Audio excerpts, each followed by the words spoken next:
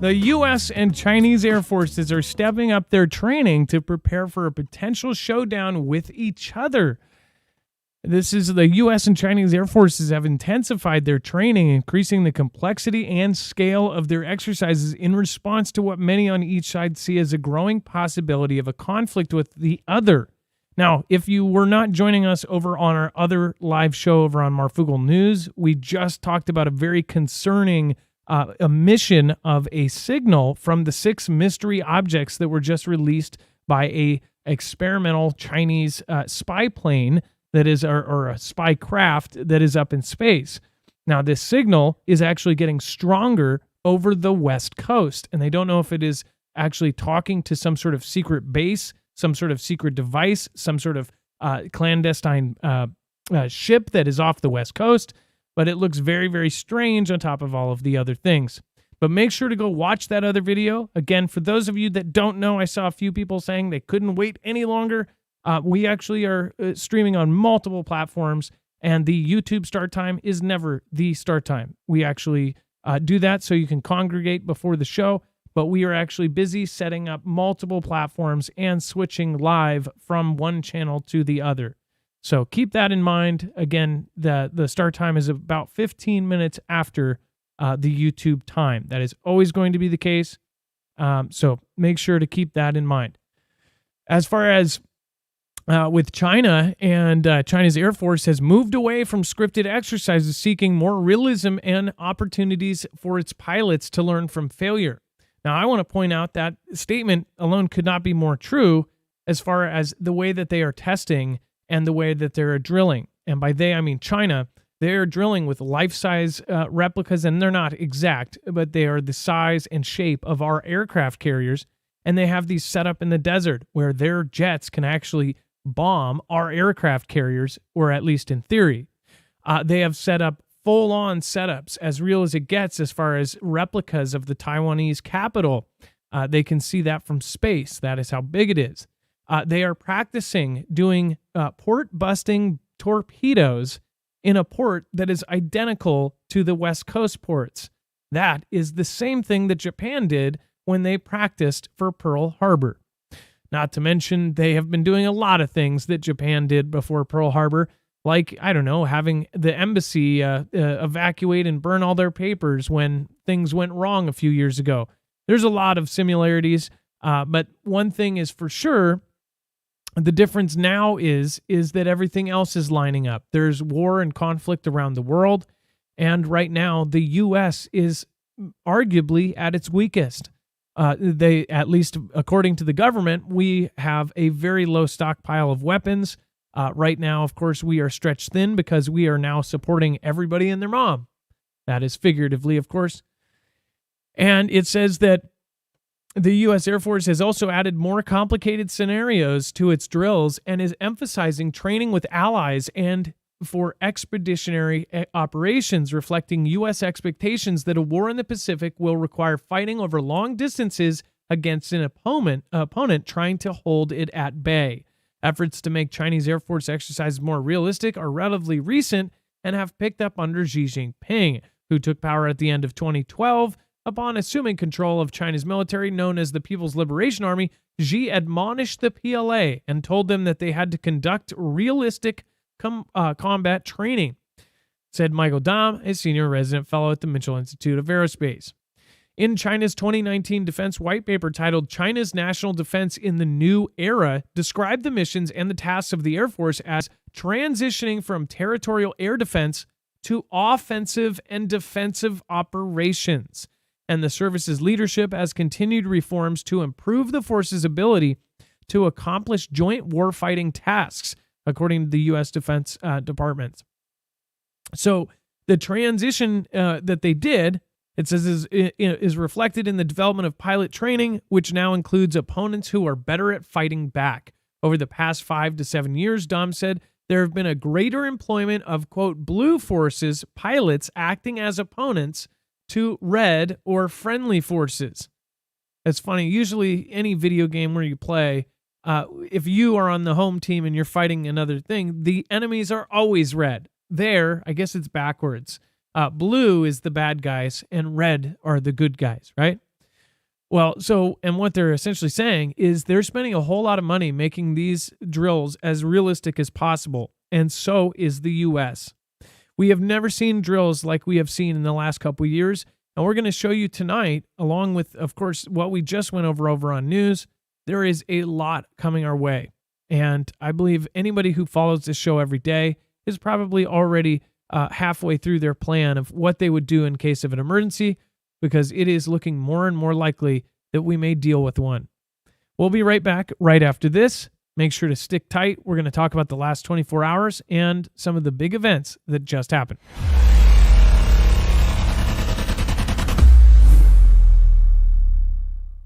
Nothing in the show should be considered legal, medical, or financial advice. The views of the callers can differ considerably and do not necessarily reflect my opinion, Dex's opinion, or anyone else who works with the show. You should always do your own research and consult with professionals. The internet is full of fake news, so please take everything with a grain of salt. If you have not already, it helps us out if you end up going through any of our affiliates, and it helps you out if you end up protecting yourself against cybercrime. NordVPN is one of the best and one of the easiest to use. If you do not have a virtual private network, it protects your IP address, which is your online identity, which actually connects to your real address and everything else. It also connects to you. If you know anything about how they are data logging and basically getting your profiles down, you can prevent that by having a VPN. Nord is, again, one of the easiest. Download it. It's like an on switch and off switch. All you have to do. Go to marfooglenews.com/VPN. Not only will you get a giant discount on this, but you will also be helping us. I appreciate your support, and I appreciate everyone that goes through any of our affiliates. I can't say thank you enough.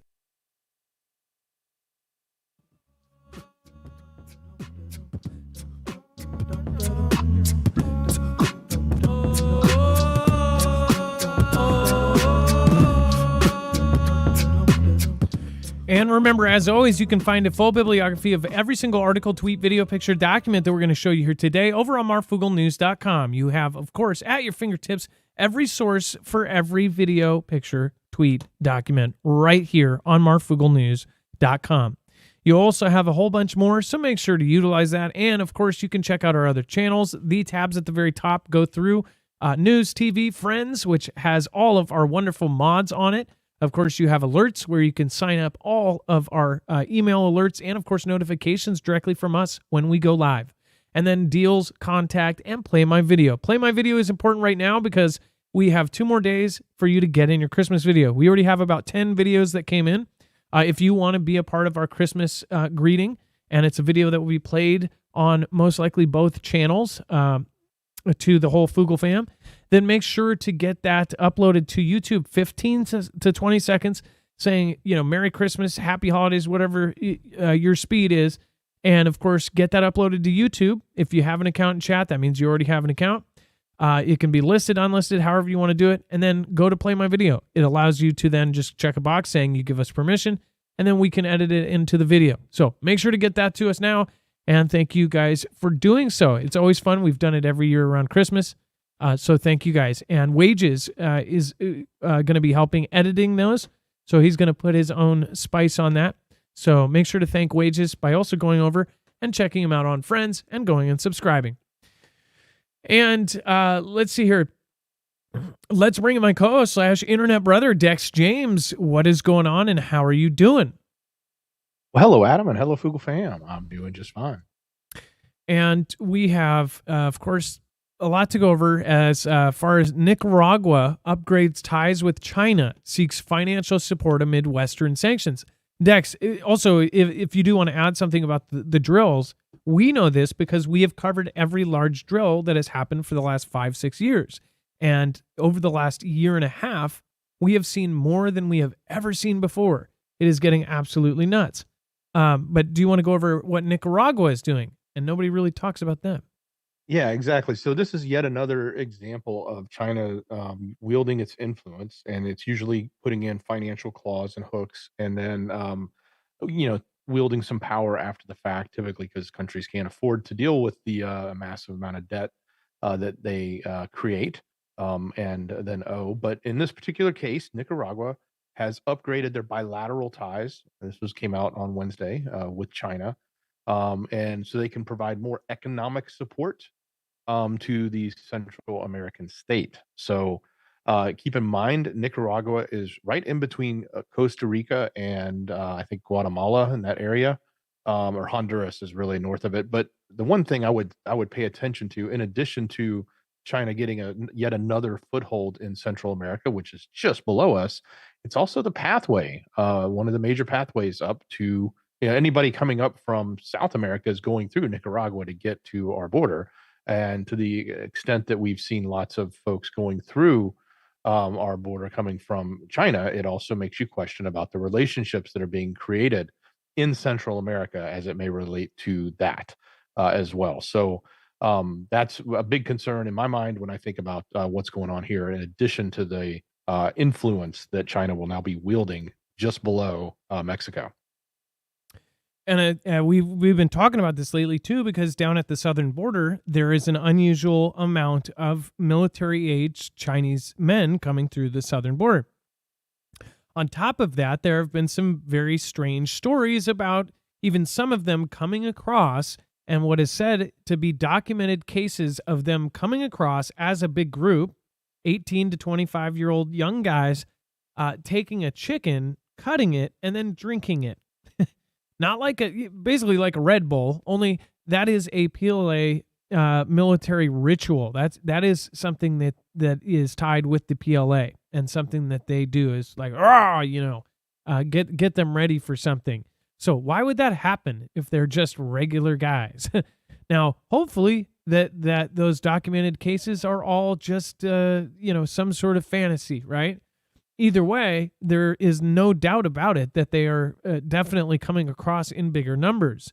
Not to mention, we just covered last night or the night before, there is an unusual amount of folks from another country. Oh, gosh, it's right at the tip of my tongue. I feel like it was Venezuela, but maybe not. Dex, it was 3,000 in 1 month. Venezuela. Yeah, it was Venezuelans, right? And Venezuela is heavily tied with Iran, heavily tied with Russia, heavily tied with the entire circle, including China. And Venezuelans have been coming over it's crazy numbers. It was like February, it was something like 1,400 came over the border. In March, it was 3,300, 3,300, 3,000. April, 29,000, nearly 30,000 in 1 month. It just jumped out of nowhere. And people really do have to realize that's a huge jump just out of nowhere. And you wonder, well, you don't wonder, the connections with Venezuela and with Iran. We've covered many, many stories about the connections between Iran and even Hamas and Venezuela. So there is something big going on here. That is my opinion. What is yours? Let me know in the comments down below. So they are setting up. And by the way, down in these Central American places, they actually have hotels set up, and they don't have Brazilian Portuguese translation signs all over the place. They don't have they don't have Egyptian translations or set up for other things. What they do have, all of these hotels are set up, and almost all of them have Chinese translation signs everywhere, and these are printed out on a PC. Like, they are literally expecting, and they know that they have all of these folks from China coming. So something is definitely out of the normal here the last couple of years. But tell me what you think. Again, we're going off of what has been documented. And thank you, LOD Will. Thank you for being the first one out. Thank you so much for the super chat. I appreciate that. And thank you again. I appreciate that over on D Live as well. Everybody that has already popped in. And then China blocks exports of rare earth technology after MPs warn that Beijing is weaponizing supplies. Now, these are the same rare earth technology, the resources that everybody is now fighting over. The thing is, and this is crazy because this is in so many, art imitate life, predictive programming, end of the world movies involving war. It has China always hoarding some sort of something, or cutting everybody off from, these exact resources. And now, all of a sudden, they're doing it. Dex, you want to explain further how and why this ended up happening? Well, specifically, in this case, this is, I think, coming out of Telegram in the UK. They were talking about some commentary from the MPs there, and the move comes days after the MPs warned that the country would weaponize its advantage in the materials. Well, then now here we have Beijing coming out and saying, "Hey, we're going to halt the export of these materials." So specifically, the materials that are very popular with the advanced technology that's being built, like neodymium, which you probably know from the magnets. If you've ever bought those really, really strong but small magnets, those are them. Praseodymium, which is used to create high-powered magnets as well in the wind turbines. So those two. But another one is yttrium, and it's used in everything from cathode ray tubes to drugs to lithium batteries that obviously are very popular in everything from cell phones, but cars. The one thing that everybody's looking for these large amounts of lithium batteries.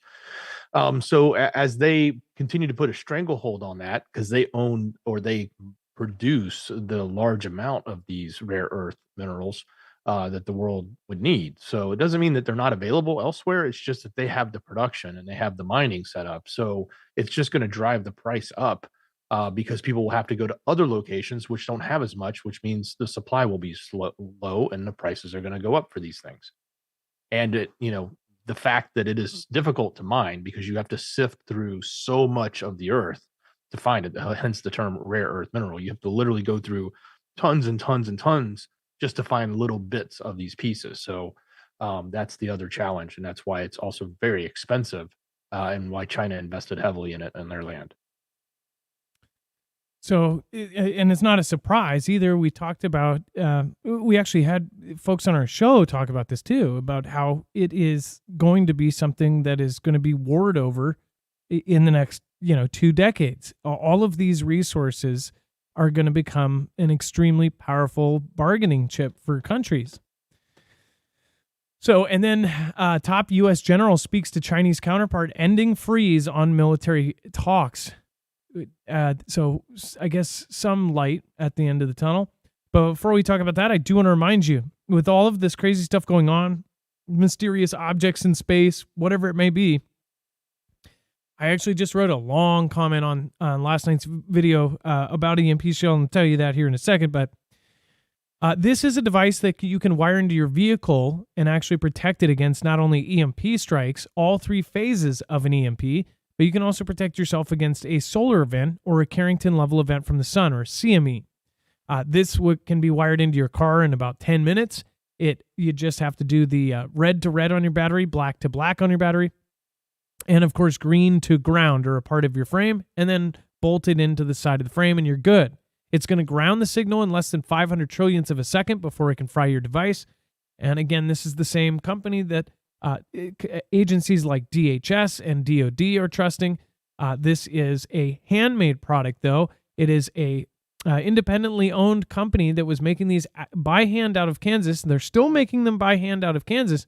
But now, since they've gotten huge contracts from DOD and DHS and things like this, and now they're on the DEMSO team helping protect the Texas grid, now they have expanded a whole lot. In fact, when they were getting a lot of those contracts, we didn't know if they were still going to be able to sell to civilians. But the owners have been clear. The owners are preppers. The owners, again, veteran-owned company. It is an amazing company, and it's 100% American-made down to the screws. But the more important part is somebody said last night that, oh, well, what good is your car going to do if it runs, but nothing else is there? Like if the power's out, the gas stations are going to be out too. You're not going to be able to get gas. Where are you going to go? This is the main thing. If you work anywhere, even if you work 10 miles from home, if you can imagine if SHTF happens, even if the roads are completely blocked, I am absolutely sure people would rather have an option to try to drive home rather than walk. The one issue is if the freeways and things like this are all blocked, yeah, that is a big deal. But most people have some sort of back way that they could go, or they could be patient, or they could drive over sidewalks. Again, I don't think if SHTF happens, people are really going to follow the rules. But as far as this goes, you would much rather have a running car, which also can be used to generate power. You could sleep in it. You could warm up in it. than have a fried car. And then when the power does come back on, you're going to have a car that is not permanently damaged and completely screwed over. But that's not the only reason. EMP Shield makes tons of different products. This is again, this is an affiliate. So when you go purchase it, you get a discount from it, and you also help us at the same time. We get a commission from when you buy it, but it's not just for that. We believe that this is actually going to save lives. It's going to get people home. It's going to get people bugged out. We don't have a million different products on our show. We only have products that we 100% believe in, that we absolutely know that we can back zero problem and know that they are going to be awesome, awesome products. So again, this is a really, really cool thing, and I guarantee it's not going to be something that you're going to use every day or need until you need it. And once you need it, you're going to absolutely thank yourself that you got this. Would you rather have a running car, running home, running RV, or not? It's as simple as that. It works for multiple things, and it covers both of the big electromagnetic disturbances, EMP and CME. Marfooglenews.com/EMP, and make sure to use the code MARF for $50 off and to help us out. We are independent. Thank you, Stephen McMahon, at Lewis Dennings. I'll do it for you. I encounter the same stuff sometimes. Merry Christmas. Stephen McMahon, I don't know what that's in reference to, but Louis Dennings, hello as well. And then LOD Will, again, thank you. Thank you for the support. I appreciate that. And then Dex, the top U.S. general, speaks to Chinese counterpart. And this is the same spot, the same position as Mark Milley was in. Last time Mark Milley, this is the replacement for Mark Milley, correct? I'm trying to remember his name now because he's so new. I think that is him, though. CQ Brown. CQ Brown. I'm pretty sure that's the replacement. Look at all the stars on the picture. But this is the breakthrough, though. This is what everybody's been sort of saying, hey, the freeze has been on. When will it end? And when they had the meeting, they being the POTUS and G, they had their meeting in San Francisco. They said they were going to come out of there and solve it, but it still, up until today, hadn't happened. But now today it actually did.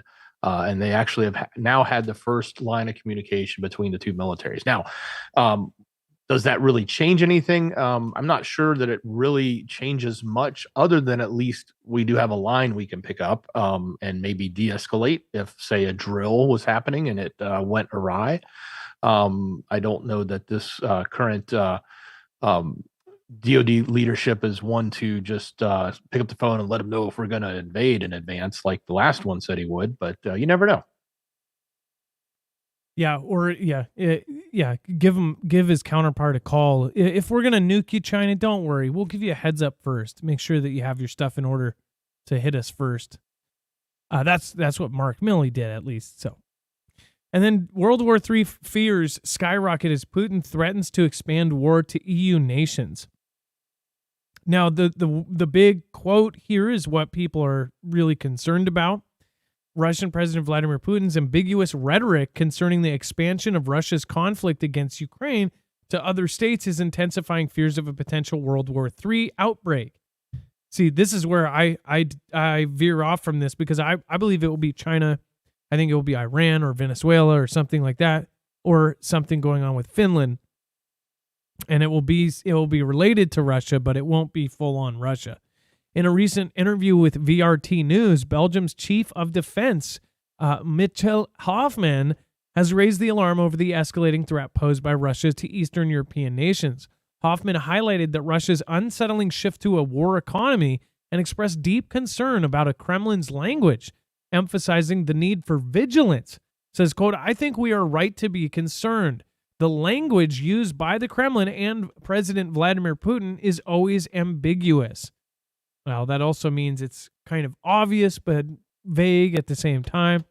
It is possible that they might open a second front at some point in the future in Moldova or in the Baltic states. So that's a pretty big one. It's possible they might open a second front at some point in the future in Moldova or in the Baltic states. Highlighting the similarities with the current crisis in Ukraine, Admiral Hoffman called upon the European nations to exercise heightened vigilance.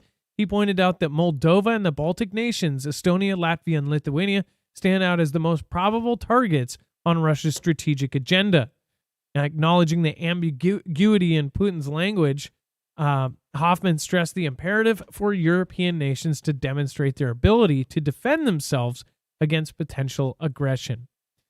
Despite NATO's presence in the area, heightened tensions persist, especially concerning Moldova, which shares a border with Ukraine. Of particular concern is Transnistria, a disputed region where the Kremlin wields substantial influence. Fears loom that Russia could exploit its claim to the region as a pretext for military aggression, following patterns observed in Ukraine and in Georgia. While the Baltic Three are under NATO's protection, the need for preparedness is deemed crucial. An attack by Putin's troops on Estonia, Latvia, or Lithuania would not only dramatically escalate tensions, but also trigger NATO's policy of collective responsibility, compelling the alliance to take decisive action. So mind you, this also very well could be a setup for some sort of Fantastic Freddy event. The way that they are wording everything, the way that they are talking about it, the way that they are setting up the public, saying, hey, it's very likely that a front could open up, a second front over here, and that his, mind you, everybody's arguing that they do all of this to scare us enough to where we approve of funds being sent. But most of us already know if they are going to send funds, they'll send funds. All they have to do is grease somebody's pocket, and whoever's against it will end up going, you know what, I changed my mind. Yeah, I think we should support Ukraine. Mind you, we've also sent absolutely truckloads of billions of dollars to Ukraine already, and there's not much to show for it. They are still almost in the same spot, and now Russia is kind of going on a Hail Mary. I wouldn't even call it a Hail Mary. They've now got 6 fronts all around Ukraine. So was it a whole waste of money? I don't know. But did we expect Ukraine to win against Russia? Russia with a military, a navy, an air force, all of that, and Ukraine with really no navy, really no air force at all, and really no anything. How is this going to work out unless somebody else is fighting Russia? I mean, they can fly drones all day into stuff, but it's not going to win a war. What do you guys think? Let me know in the comments down below. Do you think that Putin is going to do this, or do you think it is a possibility that there will be a magical soldier dressed as a Russian soldier that ends up walking across to Latvia or something and doing some sort of horrible event, and then goes around the corner, takes off the outfit, and runs down the hall, the alleyway to a 3-letter agency car and bounces out of there? That's what people are worried about right now. On top of that, with all of the crazy chatter around right now, we have 4 days until Christmas. They are saying that all of the big threats right now are 4 days away from Christmas. It would be crazy to have some sort of massive war trigger, right around now. But I highly doubt that it will be something involving them, or at least Russia. Let's see here. Thank you, Mar, for the love and respect you've showed towards my uncle, James Moreland. I pray for the Most High reveals his truth to you and everyone here. Well, no problem, Luis. Thank you, and thank you for being here. Welcome, Zach Young, to the Marfoogle memberships. And then, of course, Bible Talk 777. Thank you for getting another one. I appreciate that. Looks like you actually gifted one, so thank you. Thank you for ended up getting a membership for somebody else. Thank you. That was really nice of you. All right, and then Dex, as far as Putin and the Baltic states, do you think that this is something that we should all be worried about? Well, I think it's something we have to pay attention to. But like you said, there could be multiple angles. It could be that there's truth to it. It could be that it's set up for a Fantastic Freddy, as you like to say, or it could even be being put out to help rally support again for UKR, which is so lacking at the moment. And even as we talk about the next article, one might think that that could be it as well. But at the same time, you have to take into consideration, is there truth to this, and what they're telling us or what they're giving us? You have to sort of decipher what is real and what is not. And at the end of the day, I don't know that it matters, except for the idea that they may be trying to generate support for funding. If it's to support a narrative for a deceptive event, or it is true. Both of those are bad for us, no matter what, right? The other one, if it's just they're trying to generate, support for creating revenue or creating funds for UKR, then that's a different issue. Dex, we don't have to worry about that. Joe Biden said that this was the last funding, like this was the last time we were going to fund Ukraine.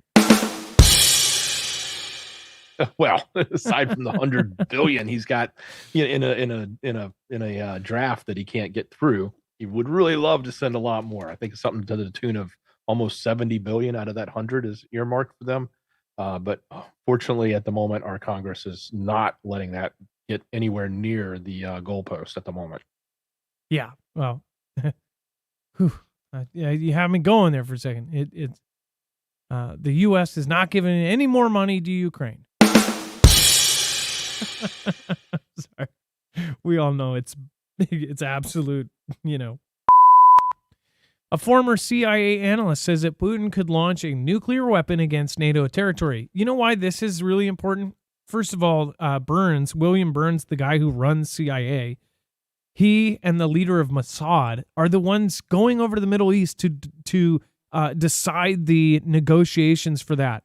You think that this three-letter agency and all of the other three-letter agencies out there that are a part of this, do people not realize they are the ones actually moving the pieces around the table? Like, they are the most, in my opinion, they're more powerful than any other agency. Everybody says FBI and this and that, but CIA takes over countries. CIA can change a regime out and put somebody in some sort of position to rule a country. As far as a CIA agent, the super spy is telling us that Putin could launch a nuclear weapon against NATO territory. After hearing the previous story and, of course, mentioning, hey, this could also be a setup for a Fantastic Freddy. Everybody's going to be talking about this like, oh, he could launch a nuclear weapon against NATO. Why would he do that? That's the big question. Like, why? Just out of nowhere, they're going to launch a nuclear weapon and, take millions of lives for no reason? That doesn't make logical sense unless there's something to be had, right? Some sort of goal. So why is CIA saying that? And again, they say ex-CIA, but is there ever such a thing as ex-CIA, right? It says an ex-CIA analyst says that the U.S. might be underestimating the possibility of nuclear war between Russia and NATO. That is a mistake. U.S. officials have it backward. Peter Schroeder wrote in an article for Foreign Affairs, says it is actually quite unlikely that Russian President Vladimir Putin will use a nuclear weapon on the battlefield in Ukraine, but it is very possible that he will move toward using one against NATO. I don't know the thought process on this, but it says the former public servant spent nearly 2 decades working on issues relating to Russia. Besides working for the CIA, Schroeder has done stints at the U.S. Embassy in Moscow and the NIC, or National Intelligence Council. And it says, quote, when Putin invokes his arsenal, he's not trying to warn that Russia could use tactical nuclear weapons in Ukraine. Rather, his rhetoric is designed to threaten NATO itself. I just don't, even though the saber rattling, usually it's in response to something. Usually he hasn't, at least the 5 years I've been covering it very closely, has not just said or done things first, like just attack. You could say, oh, well, what about the invasion? Well, the invasion, there was a year of warning on that. We knew a year before. We said, hey, look, they're drilling on this. And they brought 160,000 troops to the border. It's like we knew exactly what was going to happen. Sorry, you guys. Just caught a rogue yawn here. Oh, man. That was like the pressure just popped my ears, too. But what if that was the warning? What? You mean? Well, like he did the drill to invade UKR and then backed off, and then a year later actually did it. Well, what if the putting all the nukes in Belarus, loading up the nukes, as we've been covering over and over again, it is sort of the warning, and a year later it's going to happen. It's sort of like, That's kind of let's, scary. it is scary. He actually has a history, if you look at it that way, of, you know, putting out the threat and then actually following through with it. Now, he has a long history of saying, "Oh, don't cross this red line or I'll do something." And you cross the red line and he doesn't do anything. But when it comes to the other stuff, it's been kind of big. But this guy actually has some, that's why I said when it comes to this information, like whether or not it's, Fantastic Freddy worthy or truth, or if it's just, mongering up to get everybody to want to fund UKR. This guy's got some credentials. He's got like some experience and history with it. So there is some line of credibility outside of the fact that it's a 3-letter agency, which that also erodes a lot too. That's what I'm saying. I just don't like they always say stuff that really does sound good. Like there's another this isn't the same guy, I guarantee it. But there's the other CIA agent that does Joe Rogan, and he does all of these different shows. I agree with a lot of the stuff he says, but then he says these things and I'm like, it makes me wonder if he's still working. You know what I mean? Like their views on certain things and the way that they're very well spoken too. I mean, you don't become a CIA agent, or maybe it's the field guys that don't become that way without being able to be articulate. All of this, like they are the actual spy material that are chameleons that can get, go into any place and be able to talk to anybody. I'm sure the desk jockeys are not like that. And I'm sure there's a lot of hackers and, those kind of CIA people. But the actual field agents that are out in the field, these guys could convince, they could sell ice to an Eskimo. That's why they're in the CIA. They have some sort of crazy special talent, mostly with people. So what do you guys think? Let me know in the chat below. I'd love to hear it in the comments too. And then also, everybody says that there's hearts now. I guess we have hearts. You guys should tap the hearts. I don't know if it does anything, but it is fun to tap the little hearts and have them float across the screen. If you're not going to then float some hearts. I float some hearts and I was trying to think of something that rhymed, but nothing that was not appropriate came up. So float some hearts and break some hearts or something. Yeah, that's the same word. That doesn't work either. You guys get what I mean. On your phone, tap the heart. We'll see if it works or if it does anything. And then, Dex, you want to go over U.S. and Europe eye Russian assets to aid Ukraine as funding dries up? Man, we'll do anything to get the money at this point. So what they're looking at is potentially going after any of the seized assets. Some of the central banks had seized certain assets at some time. Apparently, there may be somewhere in the neighborhood of 300 billion. As you know, there's probably yachts that have been, in seizure and other things like that have all been confiscated or funds redirected or taken.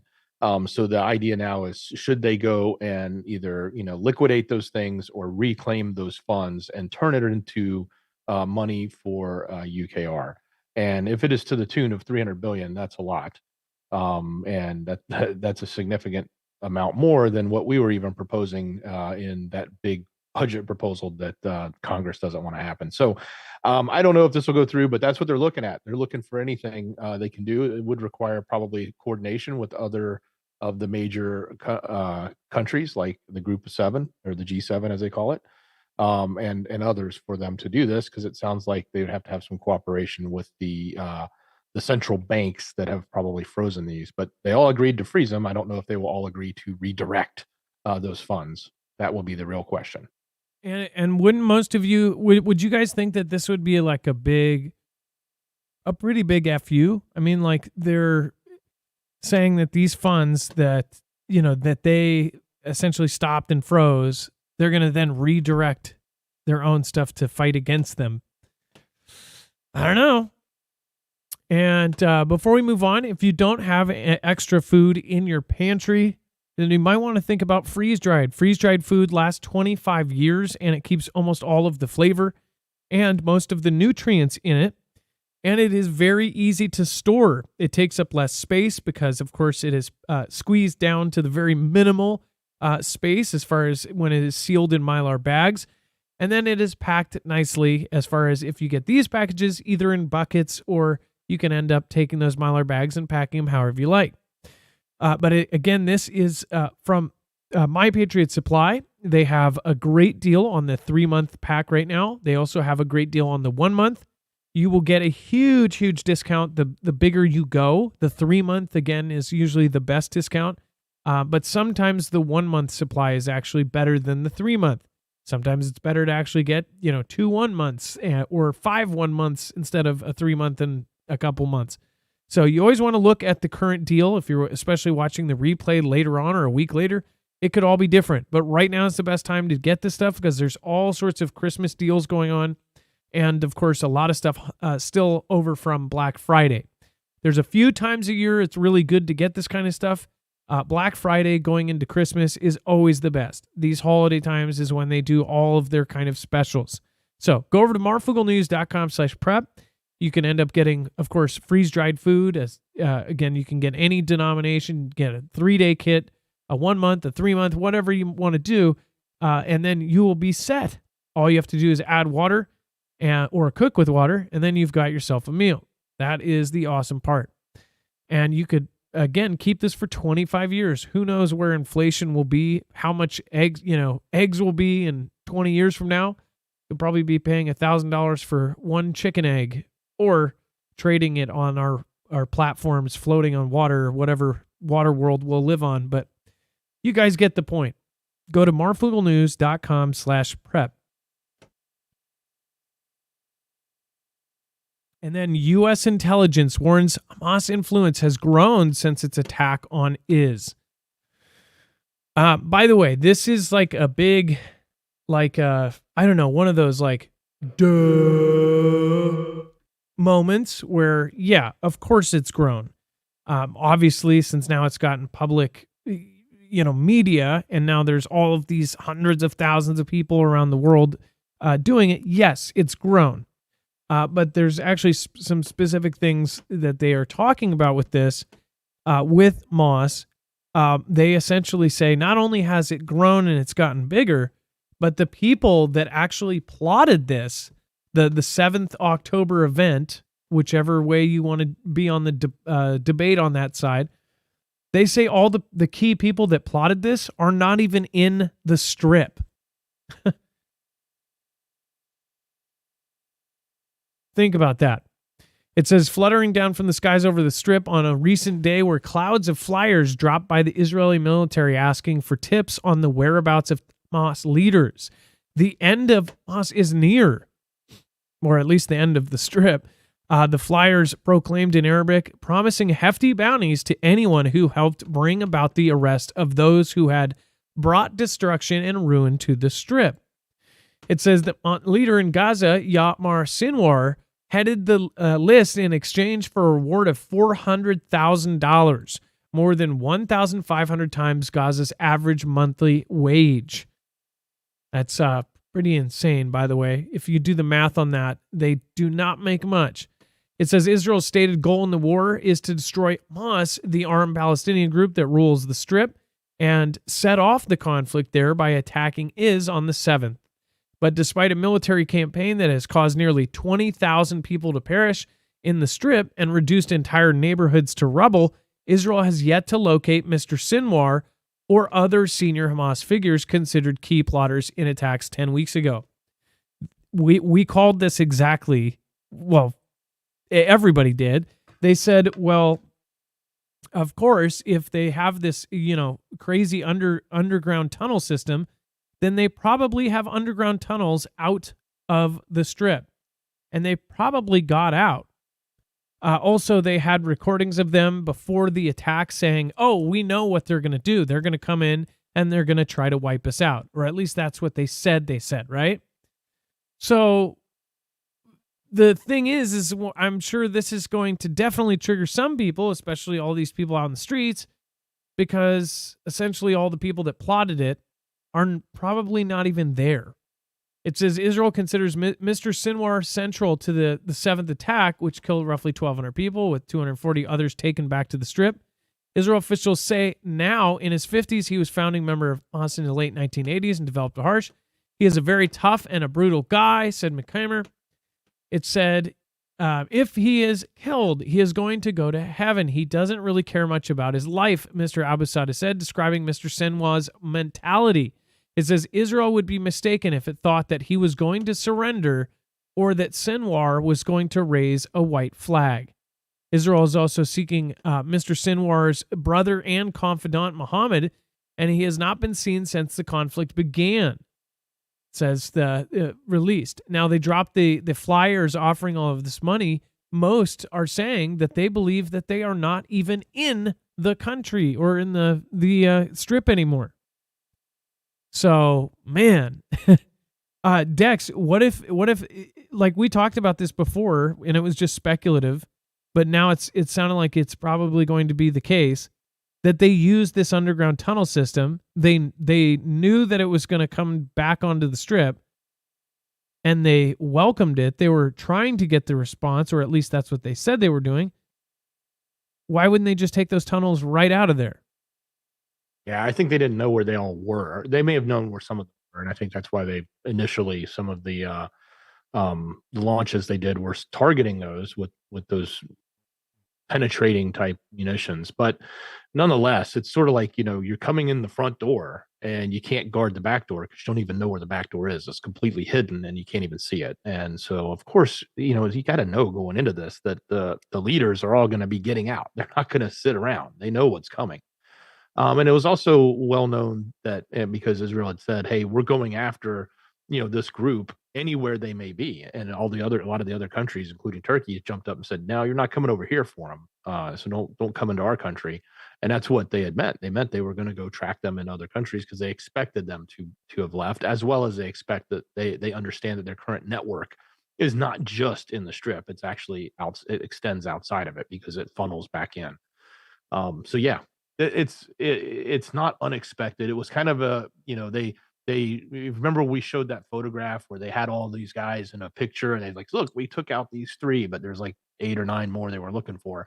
It was sort of like you're not getting those guys. They're nowhere to be found. They're gone. They're hiding. And they're not hiding underground there. If you don't remember, that was the picture where they were all smiling and they were like, they just happened to be in the tiniest room, but with the longest table ever. They were all sitting along this thing eating dinner, and they're all like happy as day. They're like, "Oh, we're terrorists." Either way, what's another big thing is I could see them using this even in the U.S. Imagine in the future when they could claim somebody as part of this group. But that I guess I could see if something happens in the U.S., they could blame it on this group. And then all of a sudden, the new hunt or the new accusation, they could put it on anybody. Just like basically how was it the Patriot Act or what was the separate thing? Was it the Patriot Act where they could just snatch somebody off the street? They have the right under, if they think it's terrorism related, they can essentially grab you, put you in Guantanamo Bay, not give you a call, not give you anything.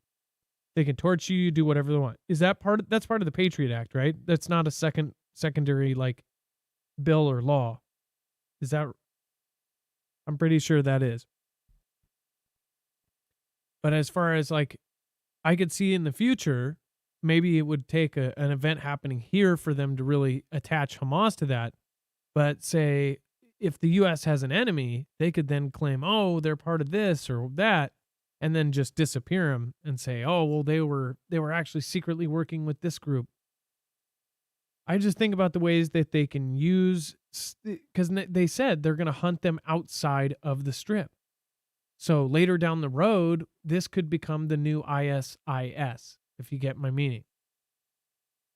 Let's see here. Whoop.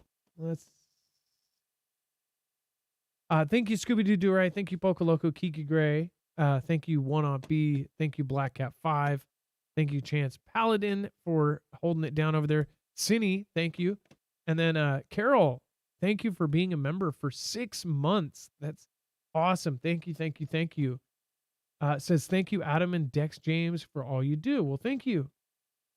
Really appreciate that. Sharon Davis says, have a blessed Christmas. Well, Merry Christmas to you as well. Carol says, love to all and Merry Christmas. Mindset925, thank you for being a member for 2 months, says hi.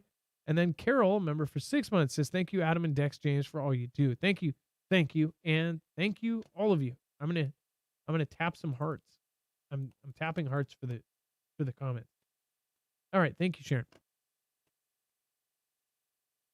And X Twitter back up after Elon Musk's social media platform suffers global blackout tonight.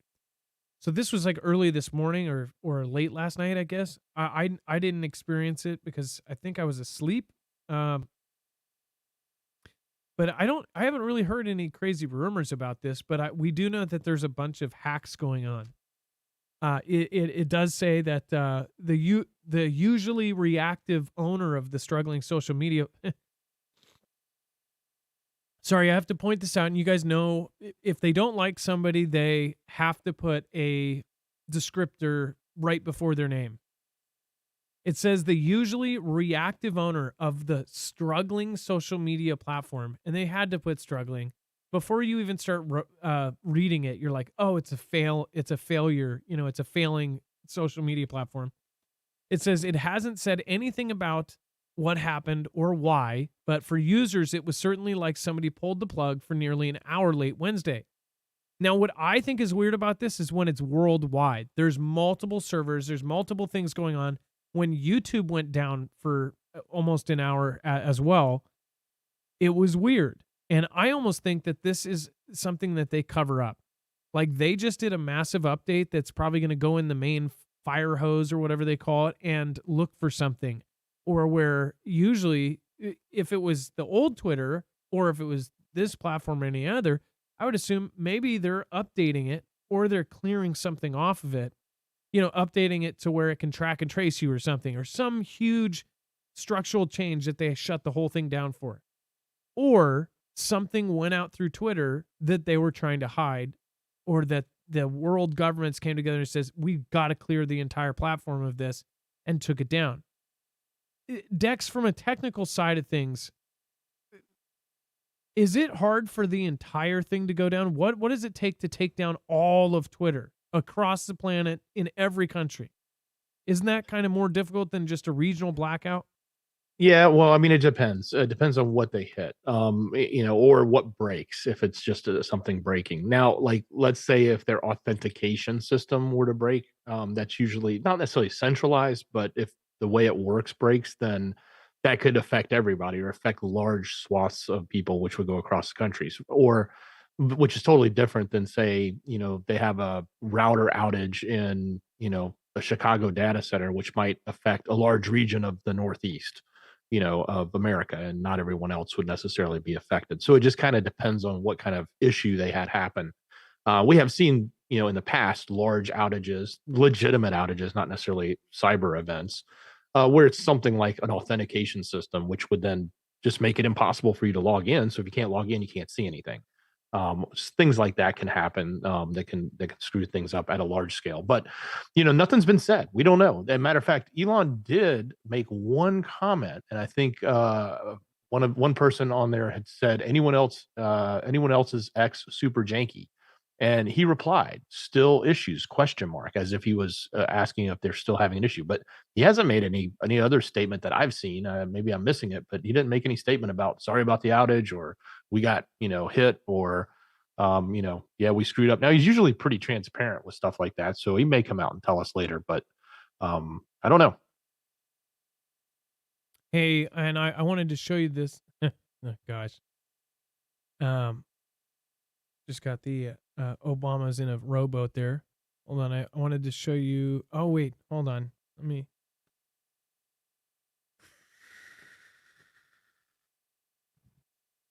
I got to go to mine here. Okay, so check this out. I just wanted to show you this. This was a tweet by Elon. Speaking of Elon, this is totally unrelated. But we've all been talking about the civil conflict. Look at what he posted. No better friend, no worse enemy, Sulla.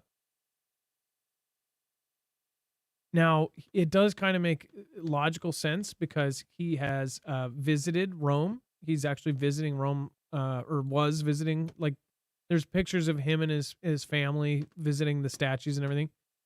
Lucius Cornelius Sulla Felix, commonly known as Sulla, was a Roman general and statesman. He won the first large-scale civil war in Roman history.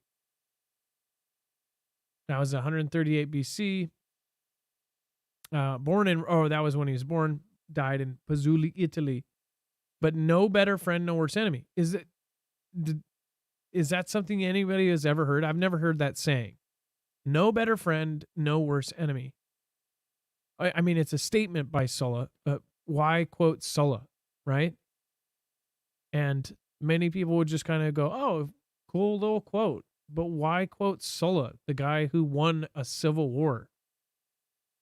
No better friend, no worse enemy. And who is he talking about? Maybe somebody's like, oh, he's obviously talking about this or that. My brain did not make any connections because I'm an idiot. So if you know, let me know in the chat below. But I did think it was odd that he used Sulla, right? Specifically. And by the way, that is not, that's not a woman. Sorry, I showed like a part of it. Had to show you the full thing so you didn't think something weird, but yeah, that's a man, and that's supposed. I'm probably gonna get the algorithm is probably gonna think I'm showing something wrong. So, anyways, that was a man, by the way. Let's see here. And we have world's first fully autonomous AI-powered restaurant is set to open in, of course, none other than Southern California. The holding company Cali Group is essentially opening this place, and it's going to be completely run by AI. We already saw that McDonald's did do a robot, essentially an all-robot McDonald's with no employees. So that was the first, like, no employees. But this is actually one of the first where it's completely run by AI. That's like really freaky.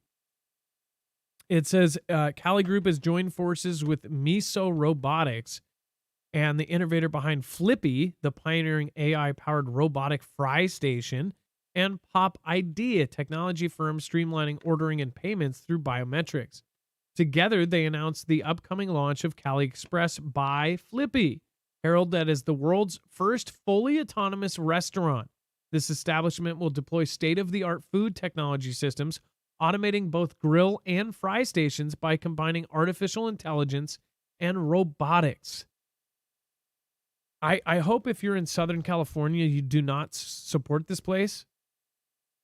I hope that no one that sees one of these places open goes and support it. Even if you're curious about how it looks and you want to take your phone in there and go, wow, this is crazy. Don't do it. This is taking jobs. And if this goes well, do you think that they're not going to immediately invest in this all over the world? If people showed these corporations that they would not pay for an AI restaurant, out of the moral that it's taking away jobs from humans, then they wouldn't build it. If this was just a hard line that people drew in the sand and says, we're not doing it, people would not make it, companies would not do it. And that goes with a lot of things. They would not do half of the stupid stuff if people stood up against it and said, I'm not, the biggest voice you have is not putting your vote in a ballot. The biggest voice you have is where you spend your money. You don't spend your money with a company like this. That's my opinion. If they're going to go all 100% autonomous and no employees, then I don't support them. But what do you guys think? Are you going to go in there so you can get a cool selfie video for Instagram and go, look, a robot serving me? I'm most definitely not, even if it comes to Washington. Let me take that back because I don't want to be a hypocrite 5 years later. If it comes to Washington, I might go in there to show people and then to tell people, because it would be hypocritical if then I go and do it for a video. But I would say if the only reason I would do this is maybe for an educational purpose and to give the message of not doing it. Because I see these things, I guarantee you this is going to be the first of many. Because sadly, I don't think people are going to fight back against this. Dex, are you gonna go get a burger at Cali or at Blank Express? Well, no, I don't live there. No, I would probably check it out just to see what it was about. I'm not necessarily in favor of it. But it's funny because what's going to be interesting is when we fast forward about 50 years, nobody's going to be saying what we're saying right now. And while there's some truth to what we're saying in the sense that like we shouldn't support this stuff, it's going to be changing things that are bad. A lot of this has happened before in the past, just not with AI. Automation has happened, innovation has happened. Like used to have a guy that would mix up a soda at the counter for you, and then they invented soda machines, which eliminated that job. So you just put a bag in a machine and you could just pull a handle and get a drink. And then they put them in a vending machine, so you didn't have to go to the pharmacy to buy a soda. And now you can get a soda in the store and stock it in your own fridge. So there's always innovation that's changed and eliminated roles, but this one's a much scarier thought in the sense that it can eliminate so many roles at once. And I think that's the problem that a lot of people have with this, in addition to the whole scare factor of AI. And that scare factor is not, to be dismissed at all. It is very much something that we should all be worried about. Yep. So let me know in the comments down below if you watched all the way through to the end. Then let me know. Are you going to go to Cali Express? Are you going to get a quick Instagram picture for it? And tell me the truth. I'm not judging anybody that wants to do it. What's sad is that this will probably work really well, that the food is probably going to be fast. There's probably going to be zero waiting time. But that's the whole point. We should be taking a sacrifice or waiting or being patient with stuff just because it will end up coming back around to us. That's my thought on it. If they can replace restaurants, they will soon figure out how to replace you, whatever job you're doing. Go ahead, Dex. Hey, I'm all in favor of restaurants, but I also say learn to cook because I can cook better than just about anything else I can get out, especially from a robot. Yeah, and then they'll come with a home station that you can have at home too. Like you can get the Cali Express, treatment all at home, and they'll make some sort of robotic burger flipper or something. I'll go toe to toe with my smash burger against them any day. What was that thing you use where, and I forgot, you almost sold me on getting one. You put the meat in it and it sits for a really long time. Oh, slow cooking with sous vide. Sous vide is the French term for under vacuum. Yeah, I could see them coming out with some robotic sous vide thing that like pulls the meat out of your fridge and puts it in there and puts it up for a couple days or something. I don't know. I could see them making crazy things like that first, and the very, very fancy people will get them first, and then it will trickle down as technology gets better and better. The thing, when I did fast food, half of my job, it was window or it was fry. Like I never did the grill because they usually had some experienced guy that was like there for 20 years doing the grill. I did it. I covered for people doing that, but the fry station was super easy. I'm actually surprised they didn't mechanize it earlier because the whole thing was when it beeped, you pulled it out. you poured something in, you pulled it out when it was done. It was super easy, but sometimes you had like 8 different trays and they're all beeping at different times and you have to take them out. I mean, it's really not complicated. Anybody that can play Diner Dash can do it and do it like a pro. But as far as like the flipper fry or fly flippy or fly fishing, fisherman flippo, flippante, fudge macker, yeah, that kind of thing. That took a job away. That was a whole job at the restaurant. So once they put that thing in there, then that's one less people they need. But then you get to a restaurant where there's a huge line around the drive-through and they say, oh, there's only one person working. And in the future, it'll be like, oh, well, sorry, we only have 4 robots working. Sorry, we have a broken robot today, the AI voice will say. It's very creepy. All right, Dex, tell us how we get to marfooglenews.com. Every restaurant should be like Chick-fil-A. They got like 3 or 4 lines for the drive-through wrapped around, and they only take 10 minutes to get through because they're so popular and so efficient. But anyway, how to get to the news? It's so simple. Go to marfooglenews.com. Click on the thumbnail for today's show. You'll find all the links and sources that we have there, including some additionals, some stuff that's just not talked about in the show. If you're looking for extra stuff, sometimes it's there. Take a look. If you're looking for an easier way to get to it, open up the description down below and click on the show notes link. And if you're looking for any of our other links, a lot of them are right there in the description too. So go take a look. Again, marfooglenews.com. I also want to say, so a lot of you guys have said you have been sick for like 2 months or 3 weeks or, some crazy amount. Dex, you've been sick. I have been having this nasal thing for like 2 months, and I just found out that my mother-in-law's mother, so grandmother-in-law, I guess, she went into, this is messed up.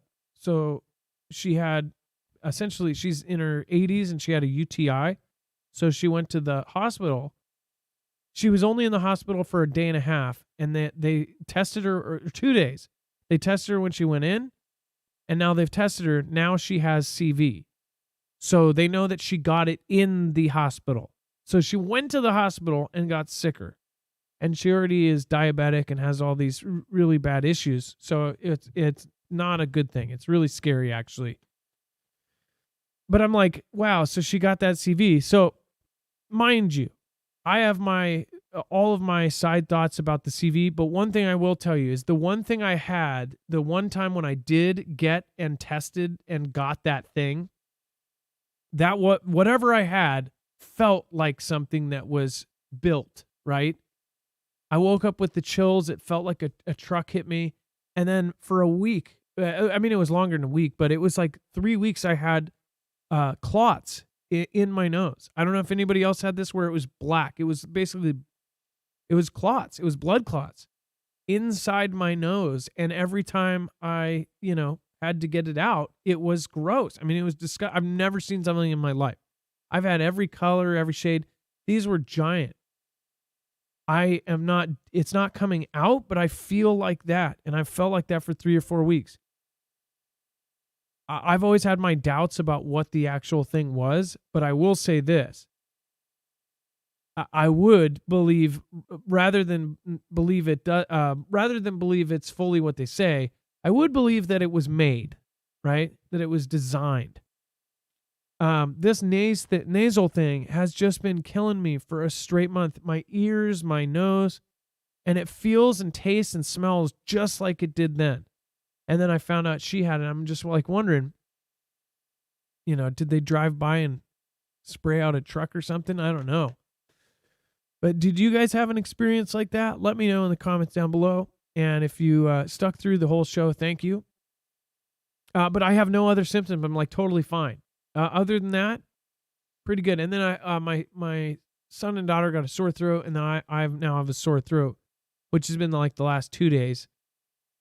But there's no other symptoms. Like, it's super, super weird.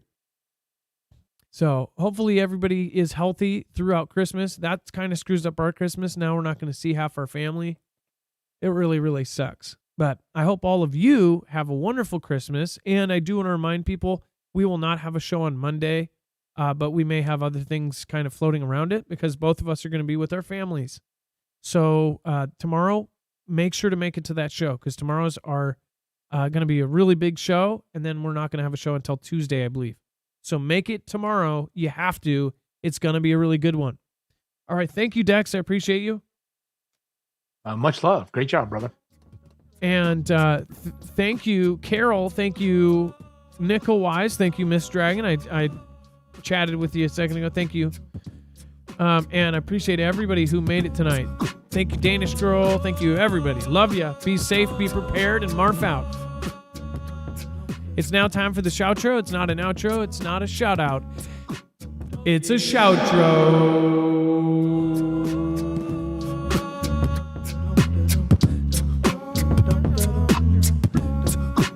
Go ahead and tap those hearts. Tappity tap, tap, tap. Or those faces. Or those confettis. Confetti! Or surprise surprised. Send Duco eyes.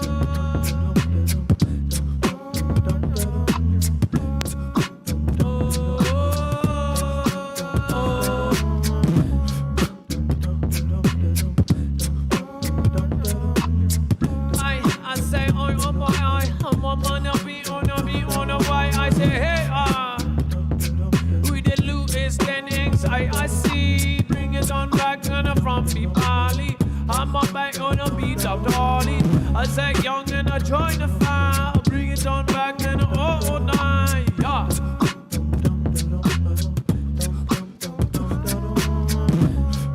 No be on no buy. I'm like a doula, I was all on a buy.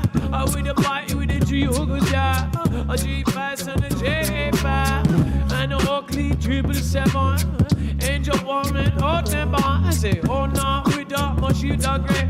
I see hot thing and a DWJ. Oh, with the Davis way. A cow, her hippie chick, all I say, hugging. I say the hugging karma. I'm married back and I want a farmer. Hey, I with the mystic squash, FPV and a bad wall. I bring it down and I sat down. Now I got my own lawyer. Head down and we destroyer. A Tory legend and the boy. I got T-Rex sign dog. I bring it down and I go in. Hey, I with the daughter V. I with the mind.